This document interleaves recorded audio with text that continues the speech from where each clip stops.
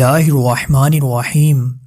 حضرت سیدنا ابو ہریرہ رضی اللہ تعالی عنہ سے روایت ہے کہ رسول اللہ صلی اللہ علیہ وآلہ وسلم نے فرمایا، جب کوئی تم میں سے جاگے تو اپنے ہاتھ پر 3 بار پانی ڈالے، اس لیے کہ اس کو معلوم نہیں کہ کہاں رہا ہاتھ اس کا رات کو۔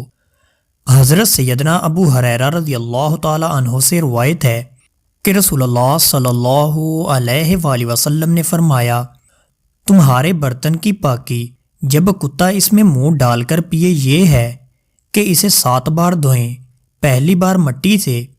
حضرت سیدنا ابو ہریرہ رضی اللہ تعالی عنہ سے روایت ہے کہ رسول اللہ صلی اللہ علیہ وآلہ وسلم نے فرمایا، کوئی تم میں سے تھمے ہوئے پانی میں پیشاب نہ کرے اور یہ بھی نہ کرے کہ پیشاب کر کے اس میں غسل کرے۔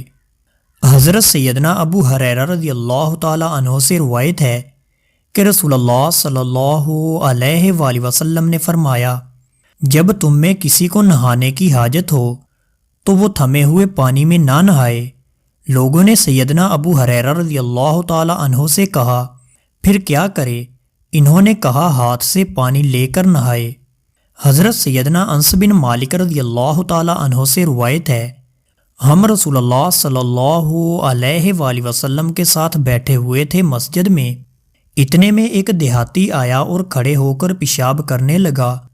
رسول اللہ صلی اللہ علیہ وآلہ وسلم کے اصحاب رضی اللہ تعالی عنہم نے کہا، ہائے ہائے کیا کرتا ہے؟ آپ صلی اللہ علیہ وآلہ وسلم نے فرمایا، اس کا پیشاب مت روکو، جانے دو۔ لوگوں نے چھوڑ دیا یہاں تک کہ وہ پیشاب کر چکا۔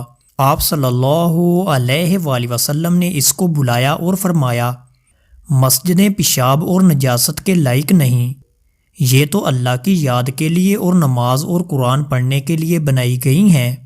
یا ایسا ہی کچھ آپ صلی اللہ علیہ وآلہ وسلم نے فرمایا۔ پھر ایک شخص کو حکم کیا کہ وہ 1 ڈول پانی کا لایا اور اس پر بہا دیا۔ حضرت سیدنا عبداللہ بن عباس رضی اللہ تعالی عنہما سے روایت ہے، رسول اللہ صلی اللہ علیہ وآلہ وسلم 2 قبروں پر سے گزرے تو فرمایا، ان دونوں قبر والوں پر عذاب ہو رہا ہے اور کچھ بڑے گناہ پر نہیں۔ ایک تو ان میں چغل خوری کرتا، یعنی ایک کی بات دوسرے سے لگانا لڑائی کے لیے، اور دوسرا اپنے پیشاب سے بچنے میں احتیاط نہ کرتا۔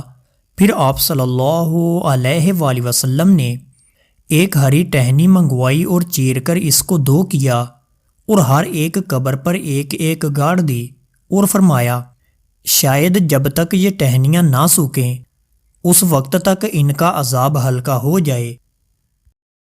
دوستو، اللہ تعالیٰ سے دعا ہے کہ اللہ تعالیٰ ہمیں ان احادیث مبارکہ پر عمل کرنے کی توفیق عطا فرمائے۔ آمین یا رب العالمین۔